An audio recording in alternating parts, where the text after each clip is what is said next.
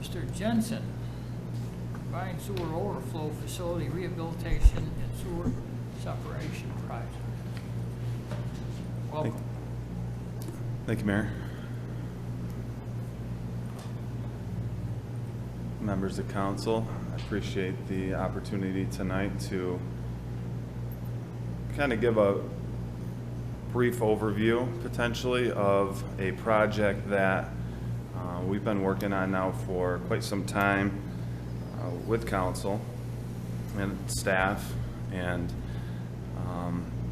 it's our CSO upgrades and sewer separation project. So a number of years ago, when we scoped, did our kind of like our long-term planning, one of the deficiencies that staff brought to council's attention was our aging infrastructure around our CSO facilities. This presentation was already given to department heads at our department head meeting back around Christmas, and we just kind of wanted to revisit this project after receiving some favorable news around grant funding for this project, and start to kind of have the public dialogue a little bit, because a few portions of this project, if council decides to move it forward, will be relatively intrusive, because we're going to be digging up streets. Certain portions of streets will be completely excavated, and that's right in people's front yards. So we want to start talking about it now a little bit and work through all of that process to make sure that we're doing the right thing by our residents, and they know who to talk to, and what's going on, so you can best convey the message as well if things come up as issues in subsequent years if we move forward with the project. So high level, we're looking at the city of Auburn owns 4 CSO facilities. They're located right on the Owasco Interceptor, which is right through kind of the center of the city. We have our North Interceptor as well that runs up along by Walmart, where we have a large storage and release facility, the big tank out there. That's also within the scope. And then those shaded areas are sections of the city that still have catch basins that tie to sanitary sewers. So during wet weather, we get a very difficult to manage influx of high flows at our wastewater treatment plant and within our collection system. Not just because of this, but it's very easy to understand that catch basins connected to sanitary sewer, when it rains hard, makes peaks go way up, versus groundwater infiltration getting into pipes. That happens too throughout the entire system. So we're going to be working in and around all of these facilities, and also at various extents within the shaded areas as well, some more than others, if we decide to move forward with the project. So our first area, it's kind of an interesting opportunity here. So Wadsworth Street CSO facility does activate. That facility activates a few times every year. What we're proposing to do in this location is to completely separate the storm from the sanitary. So our upgrades at the facility itself will be very, very minimal. It'll be just enough to keep the lights on, because the idea is that facility will no longer activate or need to be activated. We can't just close it. The state won't necessarily allow us to do that. We need to wait a period of time to prove that that facility is not activating, and then eventually get rid of it or abandon it. The other interesting part of this project specifically is we're connecting to the Owasco River with large new storm sewers right at the bridge. So we've been working pretty closely with Popley Design Group, the engineer in charge of the design for the Really Estab Bridge project. And we could talk a little bit more about timing, but if the timetable works out Generally, the way I have in this presentation outlined before you tonight, this project would lead and the bridge would lag so that our infrastructure would be connected into by the bridge and then protrude out through any abutments or new structures that they construct as part of that project. Every place on this map that you see a dashed red line, and you're going to see dashed blue lines as well. Those are new storm pipes for red and new sanitary pipes for red and new storm pipes for blue. And those sections of street or of roadway will receive, because they're going to be so torn up with tying the laterals in and everything, it'll be almost a full replacement of the street from curb to curb. That's in the scope of work. So it's really, it's a neighborhood transformation. And we've been working pretty close with our engineering department on this because these linear types of projects and road work projects are right in their wheelhouse.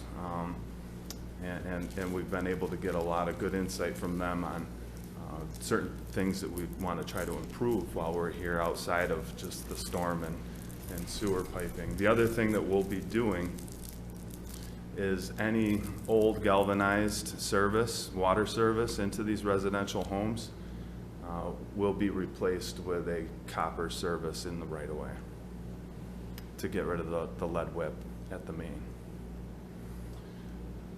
And we'll be doing that as part of the project. The only negative impact that potentially would have with our residents is when we replace the curb box at the right-of-way. That's still old galvanized. So we'll have new copper right to the curb box, and it can be sometimes a big challenge to get a good connection on those old galvanized lines. And homeowners sometimes have to go the rest of the way to the house. So that's something that our water department communicates very well up front before we do services in the roadway, but that's a potential impact to a resident there. So we still need to work out some of the details around what we would do in a case like that.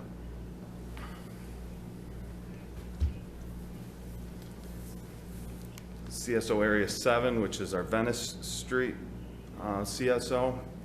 Again, we are anticipating no activations at this site as part of these improvements. We're not doing full separation in this area, but we're setting ourselves up to be able to get full separation. We're going to see a significant decrease in flows into the sewer as a result of this work, because that entire dashed blue line will be completely separating the storm.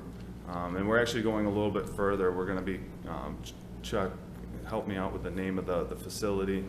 That's West End Arts Campus. The West End Arts Campus project that's kind of in that hatched yellow. We're working with them a little bit and to make sure that our storm sewer is there and connectable for when they do their work. Yes? Council. If I may, am I correct that there's been some issues in the past with sewer, like I remember getting complaints in the past of that area having almost, lack of a better term, like jerry-rigged sewer systems, like people doing their own. There is some. I guess like it's aged out. Some is aged out, Counselor, and that there's some other areas through that section that are private sewer mains. Gotcha. And they get very, very difficult for us to manage, and very difficult for residents to manage as well, because it's a private line, and who fixes it? Yeah. And if it's not the city. Will this address some of those issues? It will in the areas that we're running these lines, but I'm pretty certain that the Genesee Place, Ross Place, Woodlawn area, they have a private sewer. We're not getting into that. Okay. Yeah. But there's certainly some stormwater challenges and sewer issues around the Orchard Ave Yes, that we're going to be able to help remedy some of that. yes, and that's Yeah. near the arts campus that Yep. was just mentioned, okay.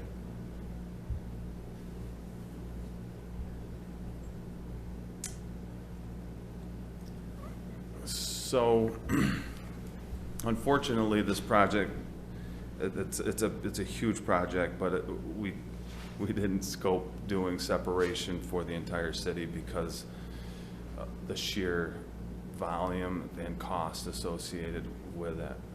So, of the 4 CSO facilities that we have, we're getting rid of 2 as part of this project, and the 2 that we're keeping, we're enhancing the treatment process above and beyond our Speedies permit requirements. We're providing, or will be providing, full disinfection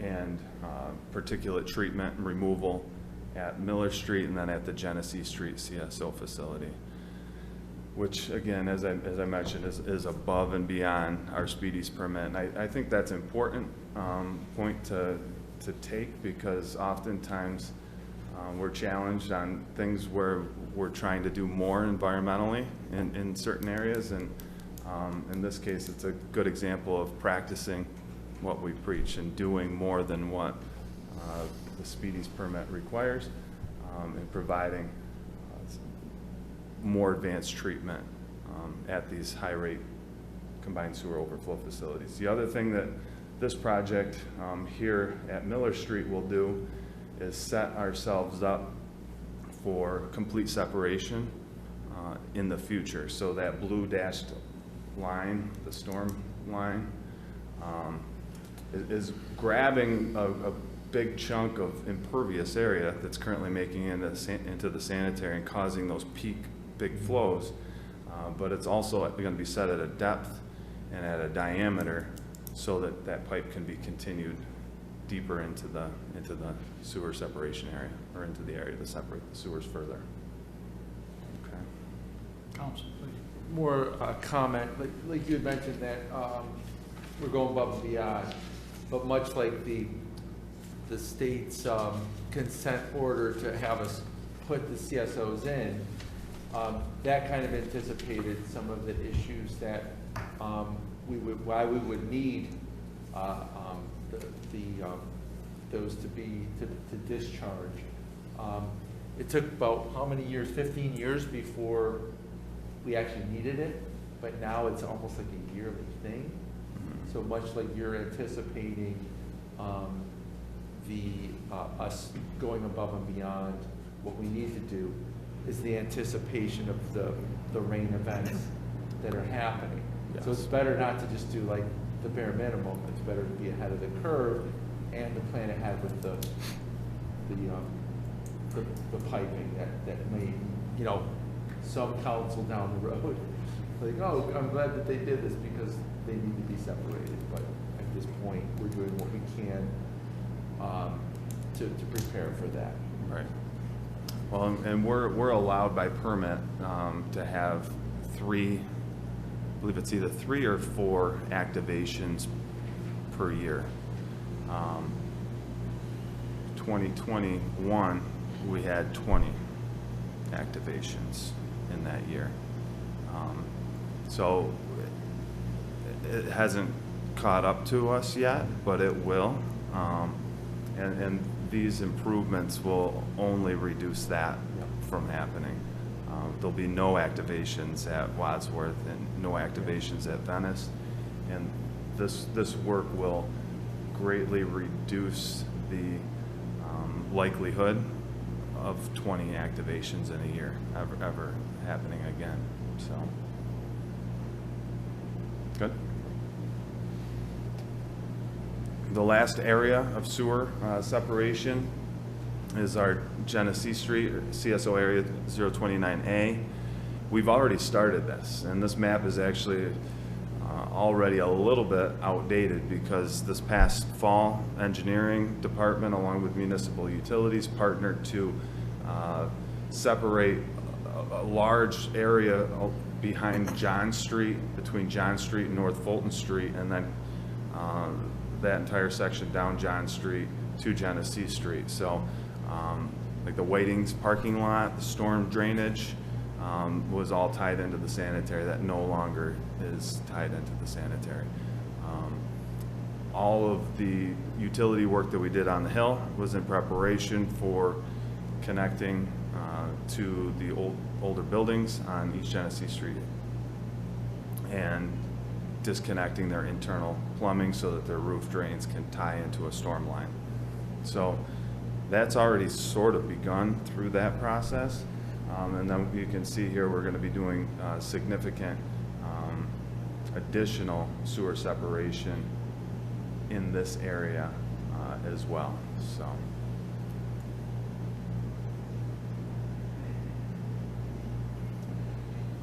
So we weren't anticipating, I was not anticipating doing this project for another few years. You guys brought on another grant writer, and they did their job, and a $22 million project was put before the state this past summer, and you guys called it to a certain extent. You know, we were able to align ourselves to get this bill grant funding, which is the bipartisan infrastructure laws, federal funding through EFC. 50% of the $22 million project would be grant funding. The other 50% would be 0% interest. So it's still a loan, it's still money we have to pay, and still comes out of our account each year, out of our sewer fund.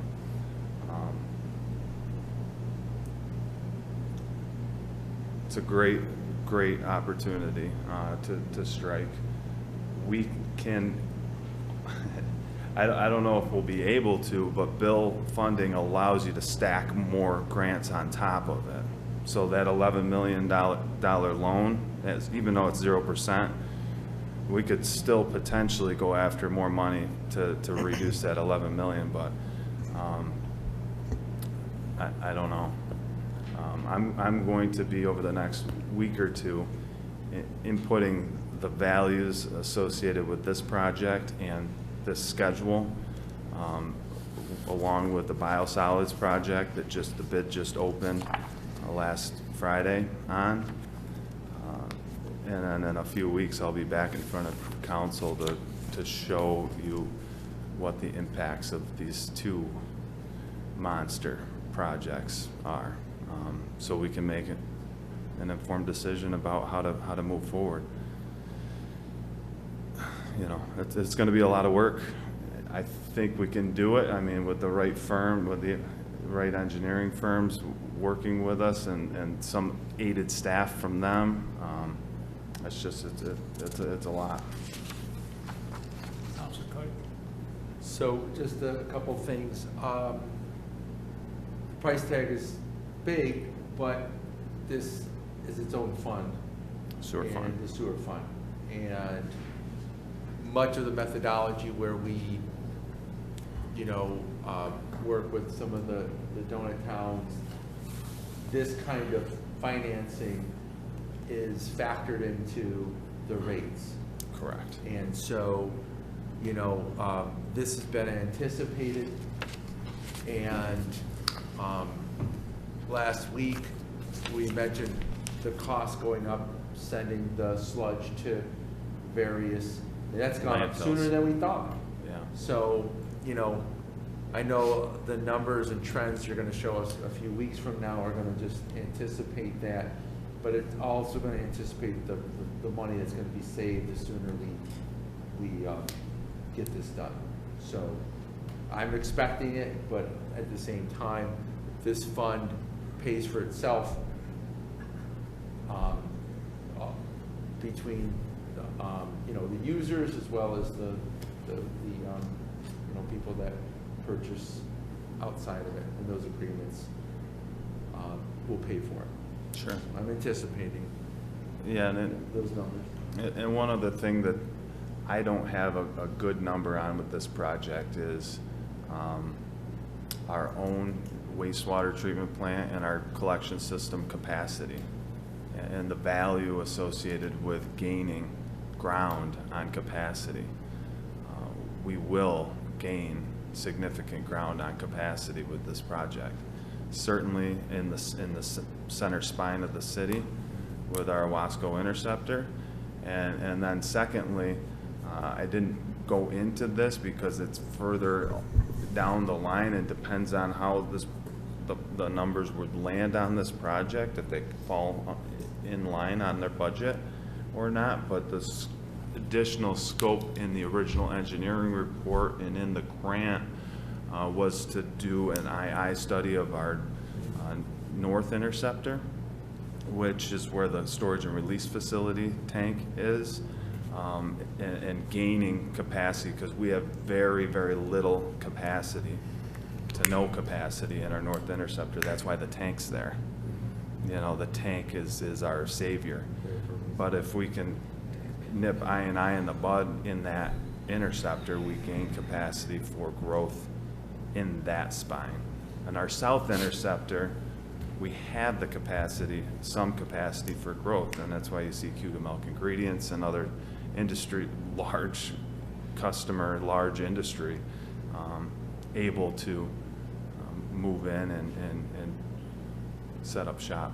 So that's, I can't put a number on how many more MGD of added capacity this project will get us, but we had a few close calls with some rain events that we were at capacity at the plant. So, yeah, you know, this can only help.